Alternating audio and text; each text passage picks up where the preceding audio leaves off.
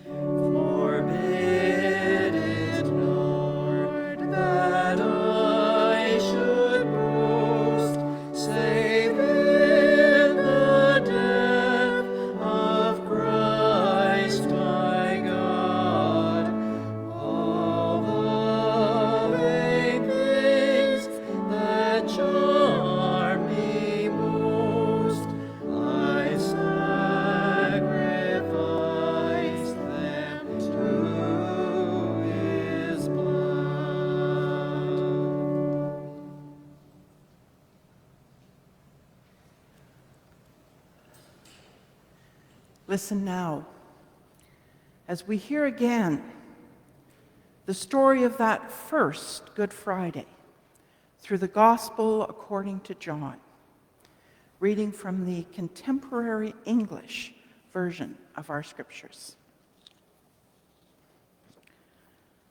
John 18, selected verses. Once more, we retell the story of the day we have come to know as Good Friday. Jesus and his disciples crossed the Kidron Valley and went into a garden. Jesus had often met there with his disciples, and Judas knew where the place was. So he went to the garden with some Roman soldiers and temple police who had been sent by the chief priests and the Pharisees. They carried torches, lanterns, and weapons. And Jesus asked, "Who are you looking for?" They answered, "We're looking for Jesus from Nazareth." And Jesus told him, "I am Jesus." At once they all backed away and fell to the ground. And Jesus said again, "Who are you looking for?" "We are looking for Jesus from Nazareth," they answered. This time Jesus replied, "I've already told you that I am Jesus. If I am the one you are looking for, let these others go." The Roman officer and his men, together with the temple police, arrested Jesus and tied him up. Simon Peter and another disciple followed Jesus. The girl at the gate let Peter go in, but asked him, Aren't you one of the man's followers?" "No, I'm not," Peter answered. It was cold, and the servants and temple police had made a charcoal fire. They were warming themselves around it when Peter went over and stood near the fire to warm himself. And while Simon Peter was standing there, someone asked him, "Aren't you one of Jesus' followers?" Again, Peter denied it and said, "No, I'm not." One of the high priest's servants was there, and he asked, "Didn't I see you in the garden with that man?" And once more Peter denied it, and right then a rooster crowed. Early in the morning, Jesus was taken from Caiaphas to the building where the Roman governor stayed. And Pilate came out and asked, "What charges are you bringing against this man?" And they answered, "He is a criminal. That's why we brought him to you." And Pilate told them, "Take him and judge him by your own laws." And the crowd replied, "We're not allowed to put him to death." And Pilate then went back inside, and he asked Jesus, "Are you the king of the Jews?" And Jesus answered, "Are you asking this on your own, or did someone tell you about me?" "You know I'm not a Jew," Pilate said. Your own people and the chief priests brought you to me. What have you done?" And Jesus answered, "My kingdom doesn't belong to this world. If it did, my followers would have fought to keep me from being handed over to our leaders. No, my kingdom doesn't belong to this world." "So you are a king?" Pilate replied. "You are saying that I am a king," Jesus told him. "I was born into the world to tell about the truth, and everyone who belongs to the truth knows my voice." And Pilate asked Jesus, "What is truth?" Then Pilate went back out and said, "I don't find this man guilty of anything."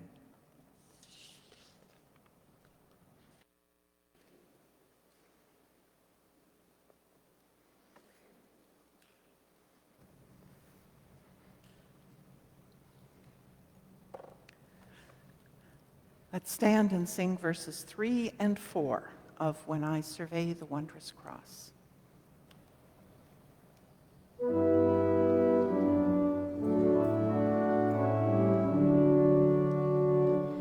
See from his head, his hands, his feet, sorrow and love flow mingled down.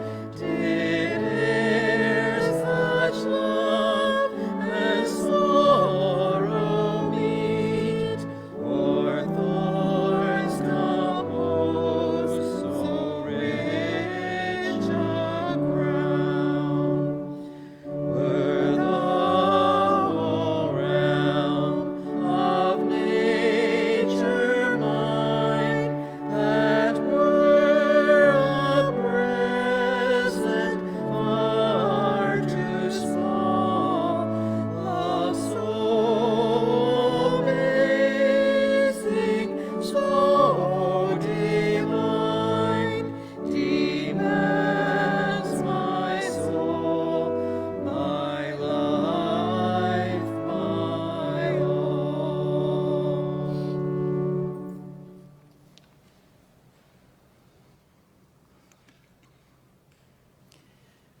And we continue as we hear the rest of this story.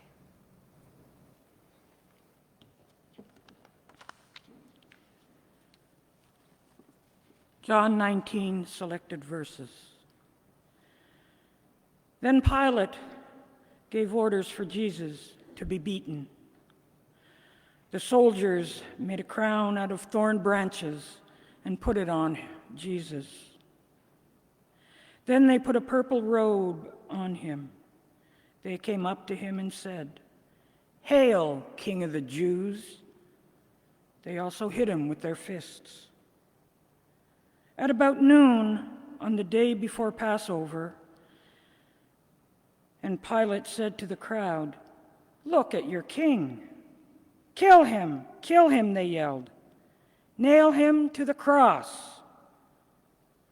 "So you want me to nail your king to a cross?" Pilate asked. The chief priests replied, "The emperor is our king." Then Pilate handed Jesus over to be nailed to a cross. Jesus was taken away, and he carried his cross to a place known as the Skull. In Aramaic, this place is called Golgotha. There Jesus was nailed to a cross, and on each side of him a man was also nailed to a cross. Pilate ordered the charge against Jesus to be written on a board and put above the cross. It read, "Jesus of Nazareth, King of the Jews." The words were written in Hebrew, Latin, and Greek. After the soldiers had nailed Jesus to the cross, they divided up his clothes into 4 parts, one for each of them. But his outer garment was made from a single piece of cloth, and it did not have any seams. The soldiers said to each other, "Let's not rip it apart.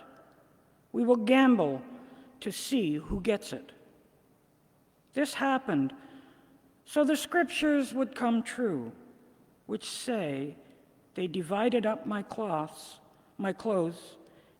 and gambled for my garments."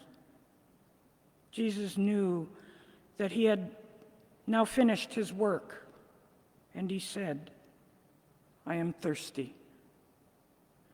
A jar of cheap wine was there. Someone then soaked a sponge with the wine and held it up to Jesus' mouth on the stem of a hyssop plant. After Jesus drank the wine, he said, "Everything is done." He bowed his head and died.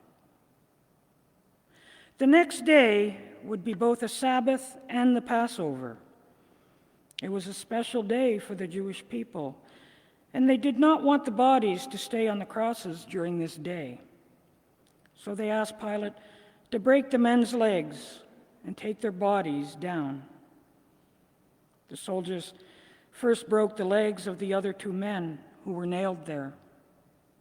But when they came to Jesus, they saw he was already dead, and they did not break his legs. One of the soldiers stuck his spear into Jesus' side, and blood and water came out. All this happened so that the scriptures would come true, which say, "No bone on his body will be broken," and they will see the one in whose side they stuck a spear.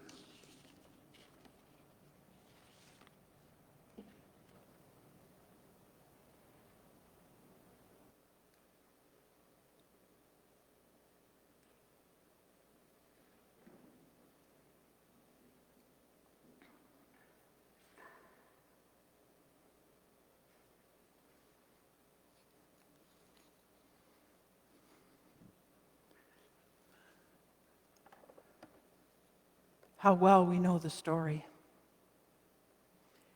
And yet each year, we must live it again. Each year, we must tell the story of the crucifixion as if it happened today, for indeed it did and does happen today. This very day, perhaps in this very room, love is betrayed. Justice is mocked, and any hope of salvation is crushed beneath the brutality of the status quo. And every time, Christ feels our pain like a nail through flesh and bone.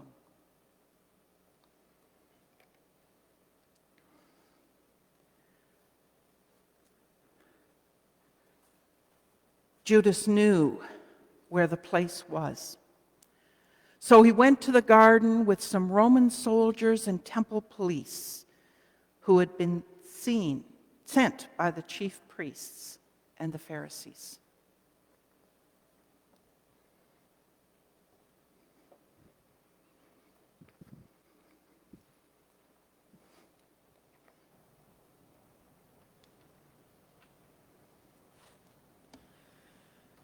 The nail of betrayal. I am the first nail, the nail of betrayal. It can happen rather quickly. In the beginning, I was right there with you, sharing the dream, the great vision. Then, one day, there appeared two visions, mine and yours.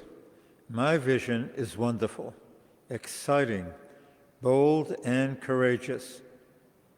But yours is in the way. What I don't understand is why you always seem so hurt when I choose my dream over yours, my hopes, my needs, my survival over yours. It's not personal, you know.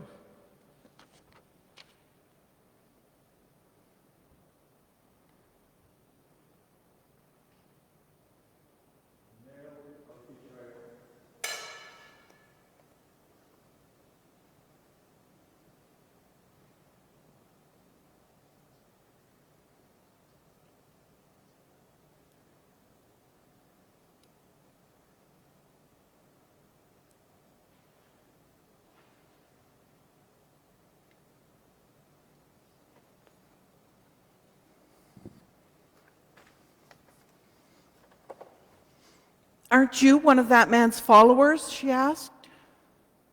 No, I'm not, Peter answered.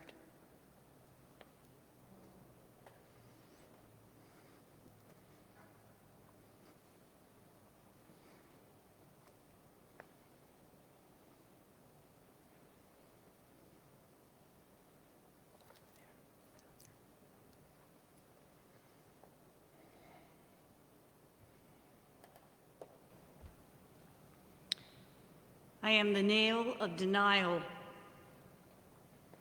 I am the nail of love denied. I stand in the shadows, watching, worrying, perhaps even aching when I see you so tormented. But I will not step out into the light. I will not stand with you. I will not speak in protest, nor raise a hand to rescue or even to comfort you. My fear holds me silent. Brother, sister, lover, child, it doesn't matter. My fear is stronger than my love.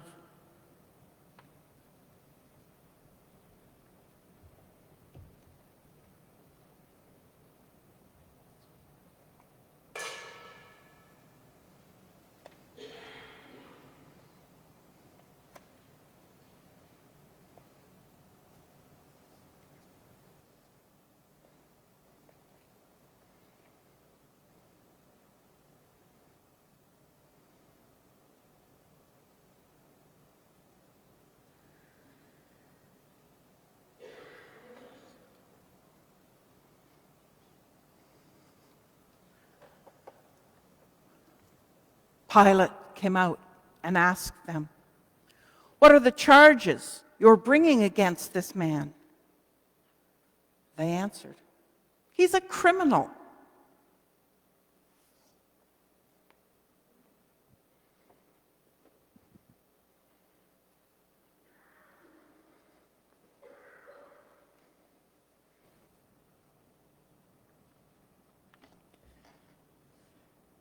I am the nail of injustice. I represent the corruption of those who have been given the sacred trust of leadership. They are called to protect and to uphold the values and well-being of the community, but they have become corrupted by their power. All they protect is their own self-interest. I represent the arrogance of those who feel they know best, those who are willing to twist the law to their own ends. They tell themselves and others that their motives are pure, even noble. They know the harm they do, but they are willing to accept the price so long as they are not the ones who must pay. I represent those things best done in the shadows, back room, deals, and hidden agendas. They arrested him in the night, far from the cheering crowds, and tried him in the dark hours before dawn. Where is the justice in that?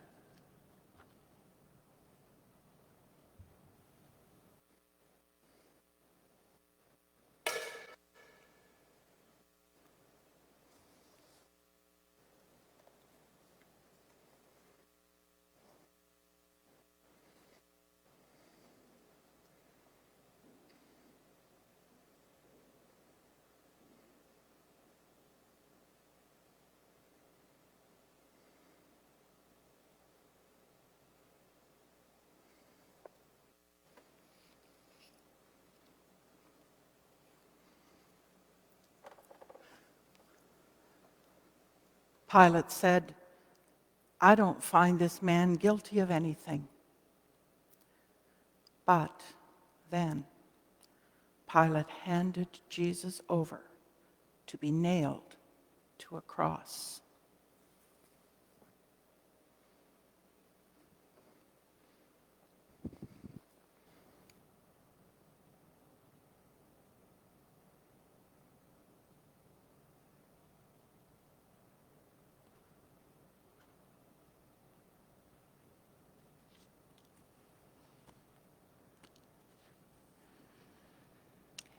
I am the nail of complicity. If the nail of injustice speaks of those who lead, I speak of those who follow. I speak of those who allow injustice to happen, those who stand by, shaking their heads in dismay and condemning the actions of others, but who are not willing to act themselves. We turn a blind eye to corruption around us. We turn a deaf ear to the cries of the oppressed. We go about our day not wanting to know the many ways we benefit from the suffering of others. We want the cheapest price without the concern of the laborers, the greatest profits without concern of their methods, the best luxuries without concern for those who live in squalor. Pilate is the one named as complicit, the one who found no guilt in Jesus, but ordered his death anyway. But Pilate is not the only one. We are all part of the injustices of our day.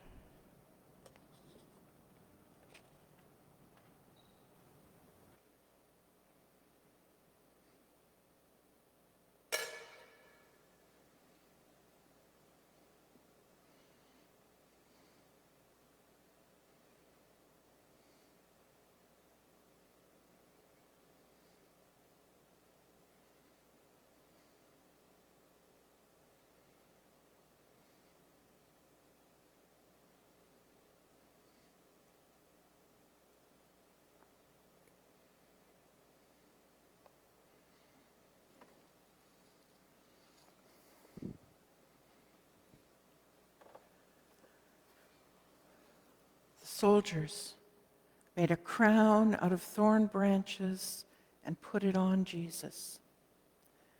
Then they put a purple robe on him. They came up to him and said, "Hail, King of the Jews!"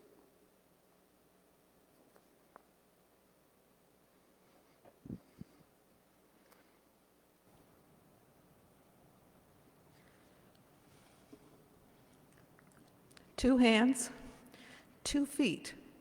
You would think that that was enough, but no, one more nail is needed. I am the nail of ridicule, the cruel laughter that makes sport of all you hold dear, that belittles and demeans. I am the coward, hiding behind witty jeers and biting jests. I need to make you small so that I can feel important. I am the nail that holds the sign above Jesus' head that reads, "Jesus of Nazareth, King of the Jews." How clever, how ironic.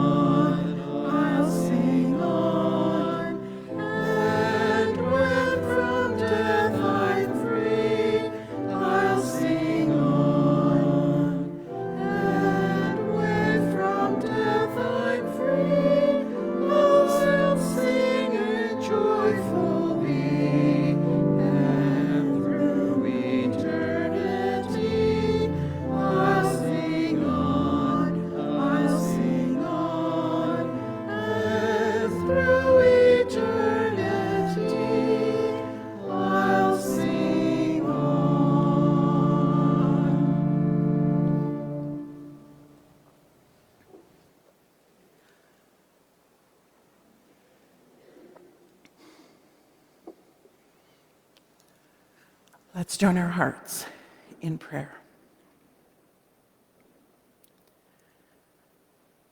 Divine One, with a sense of dread, we have joined you on this one final journey.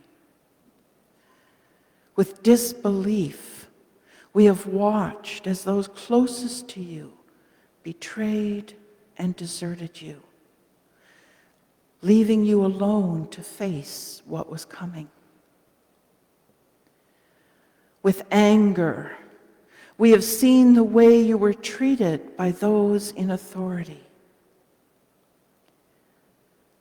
With tears, we have witnessed your humiliation. With horror, we have watched as you were nailed to a cross. With breaking hearts, we have shuddered as we heard your dying breath. And now we stand before your cross, unable to deny the stains on our own hands and hearts. Pain and suffering abound, but we fear getting involved.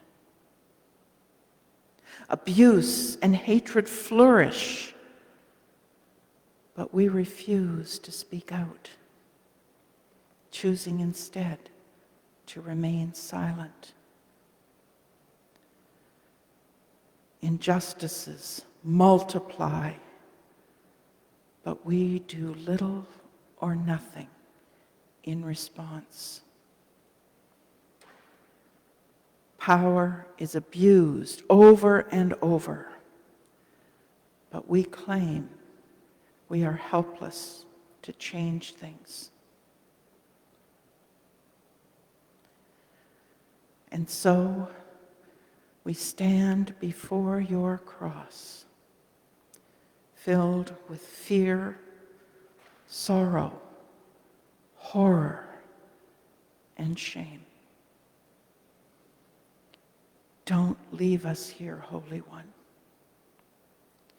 but guide us through this night to the possibility of hope that lies just beyond the next dawn.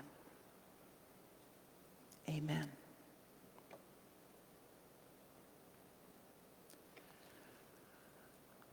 Our closing hymn is number 144. Were you there?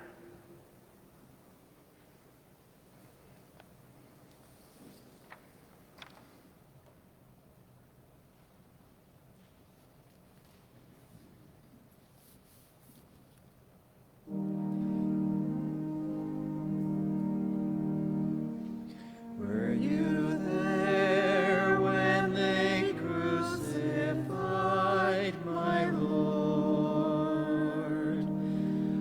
Were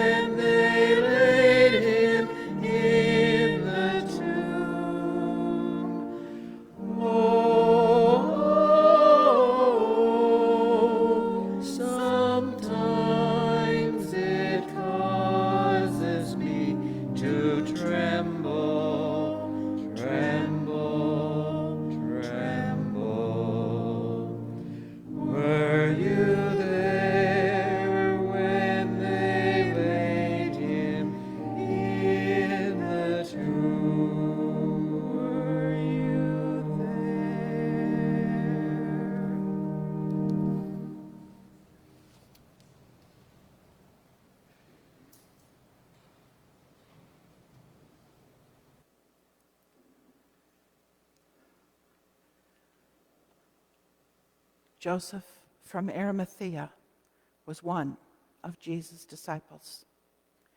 He had kept it secret, though, because he was afraid of the Jewish leaders. But now he asked Pilate to let him have Jesus' body. Pilate gave him permission, and Joseph took it down from the cross. Nicodemus also came with about 30 kilograms of spices made from myrrh and aloes. This was the same Nicodemus who had visited Jesus in the night. The two men wrapped the body in linen cloth together with the spices, which was how the Jewish people buried their dead. In the place where Jesus had been nailed to the cross, there was a garden with a tomb that had never been used. The tomb was nearby, and since it was time to prepare for the Sabbath, they were in a hurry to put Jesus' body